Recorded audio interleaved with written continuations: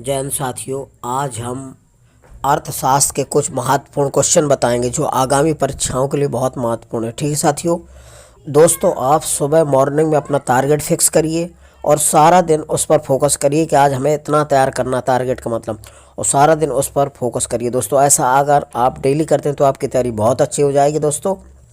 ठीक है दोस्तों, बूंद बूंद से घड़ा भरता है। जितना ज़्यादा आप प्रैक्टिस रिवीजन करेंगे उतने ज़्यादा आपको नियम तरीके फार्मूले याद होंगे। ठीक है दोस्तों, इसीलिए हम कहते हैं कर दिखाओ कुछ ऐसा कि सब करना चाहें आप जैसा। ठीक है दोस्तों, देखिए पहला क्वेश्चन, भारत में राष्ट्रीय आय के आकलन की जिम्मेदारी किसके पास होती है? तो दोस्तों, भारत में राष्ट्रीय आय के आकलन की जिम्मेदारी किसके पास होती है? केंद्रीय सांख्यिकी संगठन। ध्यान रखना, केंद्रीय सांख्यिकी संगठन, इसको शॉर्ट में बोला जाता है CSO। CSO, ध्यान रखना, क्या बोला जाता है शॉर्ट में? CSO। तो राष्ट्रीय आय के आकलन की जिम्मेदारी किसके पास होती है? केंद्रीय सांख्यिकी संगठन के पास। ध्यान रखना, CSO के पास होती है। अगला है, भारत का आर्थिक सर्वेक्षण प्रतिवर्ष किसके द्वारा प्रकाशित किया जाता है? तो वित्त मंत्रालय द्वारा। ध्यान रखना, भारत का आर्थिक सर्वेक्षण प्रतिवर्ष किसके द्वारा प्रकाशित किया जाता है? तो वित्त मंत्रालय के द्वारा। ध्यान रखना, ठीक है दोस्तों, किसके द्वारा? वित्त मंत्रालय के द्वारा। अगला है, मानव विकास सूचकांक किसने विकसित किया था? तो दोस्तों, पाकिस्तान के एक अर्थशास्त्री थे, इनका नाम था महबूब उल हक ने विकसित किया था। ध्यान रखना, मानव विकास सूचकांक किसने विकसित किया था? तो महबूब उल हक ने विकसित किया था। ध्यान रखना, ठीक है दोस्तों।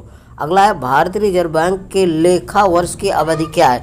तो जुलाई जून है। ध्यान रखना, जुलाई से जून तक है। ध्यान रखना दोस्तों, भारतीय रिजर्व बैंक के लेखा वर्ष की अवधि क्या होती है? जुलाई से जून।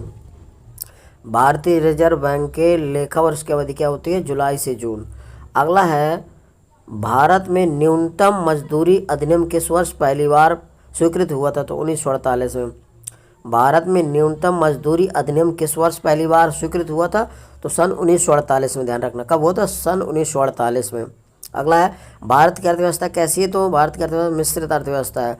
भारत की अर्थव्यवस्था कैसी है? मिश्रित अर्थव्यवस्था। ध्यान रखिएगा, ठीक है दोस्तों। अगला है, इंदिरा आवास योजना किससे संबंधित है? तो गरीब ग्रामीणों को आवास से संबंधित है। दोस्तों, जो गरीब होते हैं ग्रामीण क्षेत्र के लोग, उनको आवास कॉलोनी मिलती है। ठीक है दोस्तों, तो इंदिरा आवास योजना किससे संबंधित है? गरीब ग्रामीण के आवास से संबंधित है। अगला है, दुर्बल मुद्रा क्या है? ऐसी मुद्रा जो दोस्तों आसानी से उपलब्ध ना हो। ऐसी मुद्रा जो आसानी से उपलब्ध ना हो। ठीक है दोस्तों, दुर्बल मुद्रा कहलाती है। अब दुर्बल मुद्रा कौन सी है? तो इसके अंतर्गत आता है यूरो मुद्रा। ध्यान रखना, दुर्बल मुद्रा एक कैसी अंतर्राष्ट्रीय संस्था। ध्यान रखना, दुर्बल मुद्रा एक क्या है? अंतर्राष्ट्रीय मुद्रा है। तो दुर्बल मुद्रा क्या है? ऐसी मुद्रा जो आसानी से सुलभ ना हो। दुर्बल मुद्रा एक अंतर्राष्ट्रीय मुद्रा है। ध्यान रखना, डॉलर और यूरो मुद्रा कैसी मुद्रा है? तो दुर्बल मुद्रा है। ध्यान रखना, डॉलर और यूरो मुद्रा कैसी मुद्रा है? दुर्बल मुद्रा। ध्यान रखना, पूछा जाता है कि दुर्बल मुद्रा का उदाहरण क्या है? तो डॉलर और यूरो। ध्यान रखिएगा, ठीक है दोस्तों। अगला है, समझौता ज्ञापन की पद्धति कब शुरू हुई थी? 1987-88 में। ध्यान रखना, समझौता ज्ञापन की पद्धति कब शुरू हुई थी? तो 1987-88 में। ठीक है दोस्तों, ध्यान रखना, 1987-88 में समझौता ज्ञापन की पद्धति शुरू हुई थी। अगला है, भारत में मूल वर्धित यानी कि वैट कब से लागू हुआ था? तो 1 अप्रैल 2005 से लागू हुआ था। भारत में मूल वर्धित यानी कि वैट कर कब से लागू हुआ था? तो 1 अप्रैल 2005 से। ध्यान रखना, ठीक है दोस्तों। अगला, विश्व में सबसे पहले मूल वर्धित कर यानी कि वैट कब लागू हुआ था?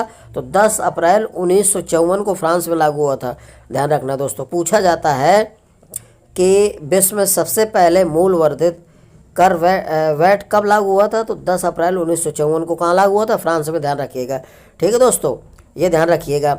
अब अगला क्या है, सैन वैट का संबंध किससे? तो उत्पाद शुल्क से। ध्यान रखना, सैन वैट का संबंध किससे? उत्पाद शुल्क से। किससे? उत्पाद शुल्क से है। सैन वैट का संबंध किससे? उत्पाद शुल्क से। ध्यान रखना।